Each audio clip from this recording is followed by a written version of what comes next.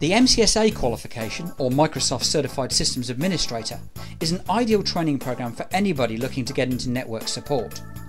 It doesn't matter whether you're new to the IT industry or whether you've already got experience and need to formalise your skills with a certification. The right training exists for you. During your research, you will come across companies that reduce costs by not upgrading their courses to the latest Microsoft versions. Stay away from these. You'll only experience problems in the exams. If you're learning from an out-of-date syllabus, it makes it very difficult to pass. And if you're new to the IT workplace, it's likely you'll need to pick up some basic skills first, before you have a go at the first of the 4 Microsoft Certified Professional exams. Find a provider that's able to tailor your studying to suit your needs. You should be able to discuss this with an advisor to sort out what's the best way forward for you. Let's be honest, individual job security really doesn't exist any longer. Most companies will get rid of workers if things get tight. But if your skills and qualifications are in an expanding marketplace, then you're in the right environment for true job security. Where there's a shortage of trained professionals, you'll always find companies looking for the right people. Take the IT industry for example. The last eSkills survey showed there was a skills gap of around about 26%. So this means that for every 4 jobs that exist in IT, there are only 3 trained people to do them.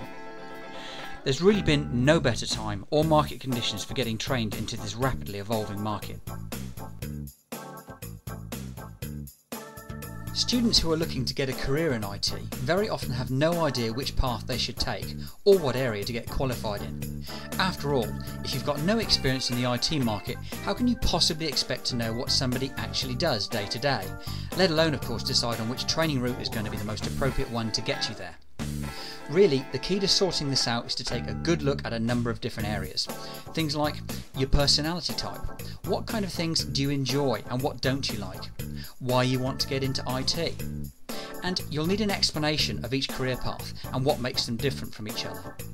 And clearly, you'll need to think about what effort, commitment and time that you're prepared to put into your training. So the only real way of covering these properly is through an in-depth discussion with somebody who knows the industry well enough to be able to guide you. Amazingly, most UK training companies still teach IT from workbooks and reference manuals. For most of us, this tends to be needlessly boring, drawn out and slow. Psychologists who've looked at learning tell us that we remember a lot more if we involve all of our senses, and if we get practically involved in what it is we're studying.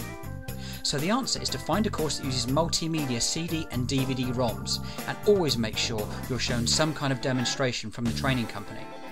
Your training materials should include videos of the instructors, live demonstrations and slideshows, and they should always have interactive labs for you to practice what it is you've learned. It's generally best to avoid training that's purely online.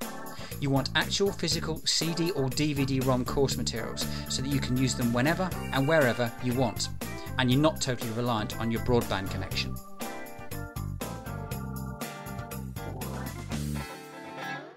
Having full support really is critical with many technical programs, but unfortunately most companies only give office hours or extended office hours support. Very few of them go late into the evenings or at weekends. So find training where you can receive help 24/7 at any time of day or night, and make sure it's direct access to the tutors, not just some messaging system, because it'll slow you down if you have to keep waiting for calls back during office hours. Only true 24/7 round-the-clock live support really delivers for proper technical certification. You'll find that in-centre workshop days are often sold as a big benefit by many companies, but if you talk to most of the students who've used them, they'll tell you the opposite's true. You've got all that travelling, for instance, multiple trips and often hundreds of miles, and the classes are normally Monday to Friday, which means taking 2 or 3 days off work all the time.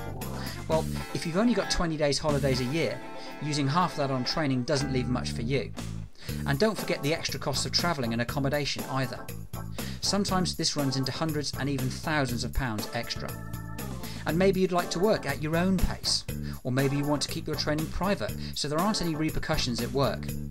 And how do you honestly feel about asking questions in a class full of other people? All these reasons and more are why it's much simpler to watch and learn from pre-filmed classes, taking them when it's convenient for you and not someone else. You can redo the modules as many times as you want, and there's no need to take notes because you've already got the lesson. Quite simply, you'll save time, hassle and money. Always look for authorised exam preparation materials as part of any technical training package. It's very easy to get thrown by practicing exam questions that don't come from official sources. Often, the way questions are phrased can be quite different, and you need to be ready for this. And always test your understanding with quizzes and simulated exams before you take the real thing. You'll be far more confident and much more likely to pass. Offering exam guarantees is a popular sales gimmick at the moment, but if you examine the small print, you'll find out what's going on. Obviously, the exams aren't free, you are paying for them. They've just been included in your package price, which means of course that you're paying for them up front. Now you should know that a lot of profit is made by companies charging their exam fees at the start, and then hoping that you won't take them all. And they also control when and how often you can take that exam. They'll only allow a retake once they're completely satisfied that you're going to pass, otherwise they're losing that extra profit. So doesn't it make far more sense to find the best exam deal at the time, not to pay any markup to the training company, and to do it locally rather than in some remote centre? Pay for it when you need it and not before. The honest truth is that if a student pays for their own exams one at a time, they'll be much more likely to pass first time, as they'll be conscious of the cost and they'll apply themselves appropriately. Why pay hundreds or even thousands of pounds extra for so-called exam guarantees when common sense dictates that the best guarantee is study, commitment and good exam preparation? Many companies provide a job placement assistance service to help you get your first IT job. But often too much is made of this, as it's really not that difficult for any motivated and trained person to get a junior role in the IT industry, as there's such a shortage of trained staff. You would ideally want CV and interview advice though, and we encourage students to get their CV updated the day they start training. Many support jobs are offered to students who are still studying and haven't even passed an exam yet. At least you'll be on the maybe pile of CVs rather than the no pile. The best way to get placed is through specialised and independent recruitment consultants. The bottom line is they only get paid when they place you, so they've got the necessary incentive. Many students, it seems, are prepared to study their hearts out for years sometimes, only to give up at the last hurdle when looking for their job. Market yourself, make an effort to get in front of employers. Don't expect that perfect job to just fall into your lap. Take a good look at the certifications that you're considering. Make sure they're all current and commercially required. Don't bother with courses that lead to unknown in-house type certificates. Only the fully recognised accreditations from the major players like Microsoft, CompTIA, Adobe and Cisco are really going to mean anything to employers. One question that often comes up is why should we get commercial certification rather than traditional academic qualifications that you get through schools, colleges or universities? Well, essentially industry recognises that gaining the proper accreditation from the likes of Microsoft, CompTIA, Cisco or Adobe is far more effective and specialised, saving both time and money. Commercial certification concentrates on the actual skills that are required, together with an appropriate level of background knowledge, rather than going into the depths of background detail that academic courses can often get bogged down in. The bottom line is, recognised IT certification provides exactly what an employer needs. It says what you do in the title. For example, the Microsoft Certified Professional Qualification in Windows XP Administration and Configuration.